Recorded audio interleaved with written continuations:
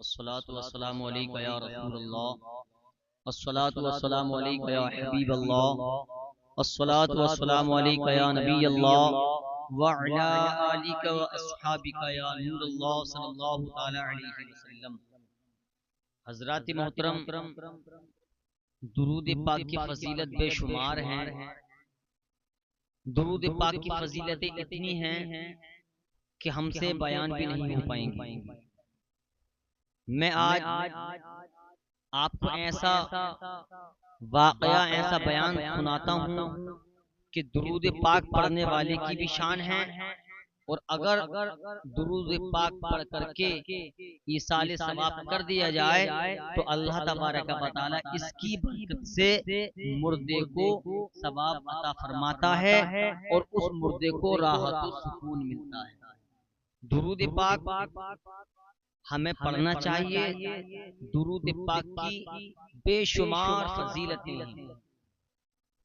एक बुजुर्ग हैं जिनका नाम हजरत हसन बसरी रज़ियल्लाहु ताला अन्हु। आपकी बारगाह में एक बूढ़ी औरत हाजिर हुई, अर्ज करती है, हुजूर मेरी जवान बेटी फौत हो चुकी है, उसका इंतकाल हो चुका है। मैं अपनी बेटी को ख्वाब में देखना चाहती हूँ कि उसके साथ में कब्र में क्या मामला पेश आ रहा है, उसके साथ में क्या हाल हो रहा है। हजरत हसन बसरी रज़ियल्लाहु ताला ने इरशाद फरमाया, मैं तुम्हें एक दुआ सिखलाता हूँ, इस दुआ को सोने से पहले पढ़ लेना। इंशाअल्लाह ताला तुम्हारे ख्वाब में तुम्हारी बेटी तशरीफ ले आएगी और तुम अपनी बेटी का हाल देख लेना कि उसके साथ में क्या मामला पेश आ रहा है। हजरत हसन बसरी रज़ियल्लाहु ताला ने बूढ़ी औरत को दुआ सिखला दी। अपने घर पहुंची और पहुंचने के बाद में प्यारे मुसलमानों, उसने वो दुआ पढ़ी और दुआ पढ़ने के बाद में सोई। जैसे ही उसको नींद आई है, उसकी बेटी ख्वाब में तशरीफ ले आई। अपनी बेटी का हाल देखकर वो दंग रह गई, बड़ी परेशान हुई। उसने क्या देखा, उसकी जवान बेटी का जो इंतकाल हुआ था वो अज़ाबे इलाही में गिरफ्तार है, आग का लिबास पहने हुए हैं, हाथ जंजीरों से बंधे हुए हैं, पैरों में बेड़ियां पड़ी हुई हैं और उस पर अज़ाबे इलाही हो रहा है।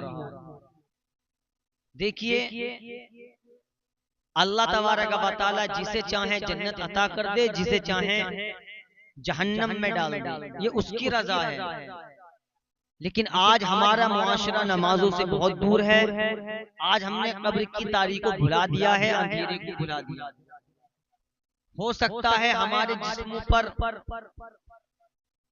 तरह तरह के जो जहरीले जानवर हैं, सांप, बिच्छू, छिपकली वगैरह, अगर अल्लाह तबारक व तआला ने हम पर वो मुसल्लत कर दी तो हमें कोई बचाने वाला नहीं।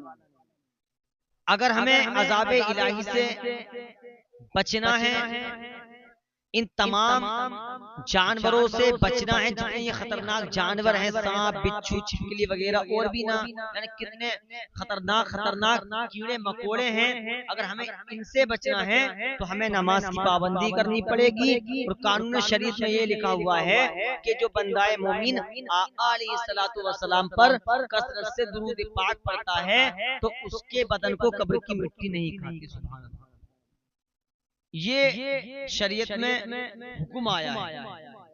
हाँ, मैं अर्ज कर रहा था, उसने अपनी बेटी को देखा, वो अज़ाब इलाही में गिरफ्तार था। आज हमारी भी बहुत सी बहनें ख़वातीन नमाजों से बहुत दूर हैं। उन्हें ये खौफ नहीं है कि हमें मरने के बाद में हमारे जिस्मों पर जहरीले जानवर मुसल्लत कर दिए जाएंगे, कीड़े मकोड़े होंगे। वो अंधेरा घर है, कब अंधेरी कोठरी, हमें उसमें जाना है। उसने ये हाल अपनी बेटी का देखा कि ये अज़ाबे इलाही में गिरफ्तार है। सुबह उठी और हसन बसरी रज़ियल्लाहु ताला की बारगाह में सारा किस्सा पेश किया। फिर हसन बसरी रज़ियल्लाहु ताला ने कुछ अरसे के बाद ख्वाब देखा। ख्वाब में क्या देखा कि एक जवान लड़की है, जवान बेटी है, वो अल्लाह ताला की रहमतों में मजे ले रही है।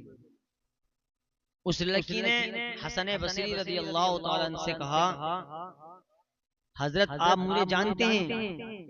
तो हसन बसरी ने कहा कौन हो?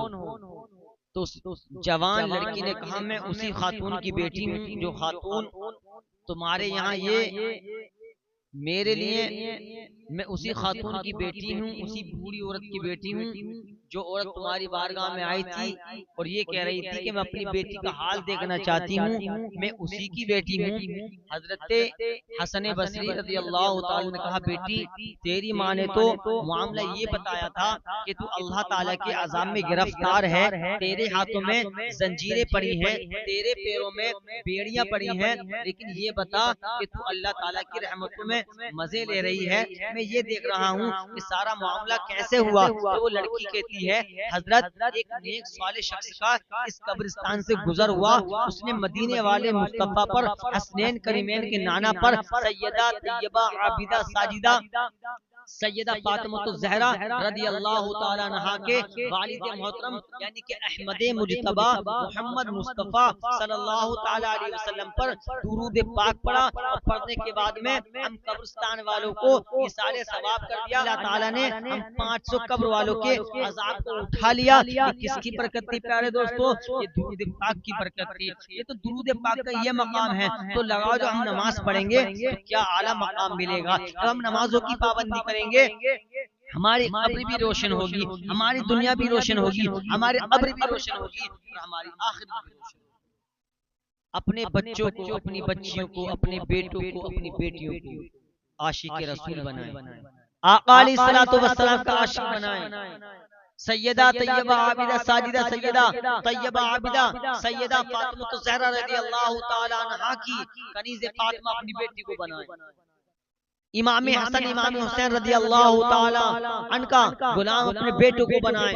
कसम खुदा की जब पंजतन पाक हमारे हाथ में होगा, नबी का फरमान याद करो, नबी ने फरमाया मैं अपनी उम्मत के लिए दो चीजें छोड़कर जा रहा हूँ।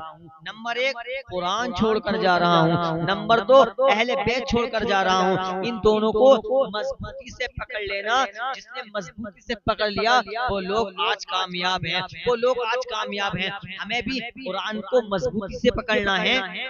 सैयदा तैयबा आबिदा पंजतन पाक में जितने भी हजरात हैं, सैयदा तैयबा आबिदा सैयदा फातिमा ज़हरा रज़ी अल्लाह तआला अन्हा, इमाम हसन रज़ी अल्लाह तआला अन्हु, इमाम हुसैन रज़ी अल्लाह तआला अन्हु और जितना भी मेरे मुस्तफा की ये आल औलाद हैं, इनके बारे में बरेली के कलंदर ने जब कलम उठाया तो इनकी शान के बारे में ये लिखा, या रसूल अल्लाह तेरी नस्ल पाक में है बच्चा बच्चा नूर का, तू है ऐन नूर तेरा सब घराना। इसलिए अहले बैत से मोहब्बत करें, कुरान की अहले बैत से मोहब्बत करें, कुरान को मजबूती से पकड़ें और अपने वालिदैन की खिदमत करें, नमाजों की पाबंदी करें, कुरान की तिलावत करें।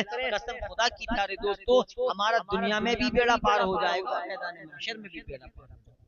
इसलिए अपने बच्चों को नमाजी बनाएं, अपनी बच्चियों को नमाजी बनाएं, खुद भी नमाज पढ़ें, अपने बच्चों को भी नमाज पढ़वाएं। अल्लाह तबारक व तआला हम सबको पंजगाना नमाज पढ़ने की तौफीक अता फरमाए।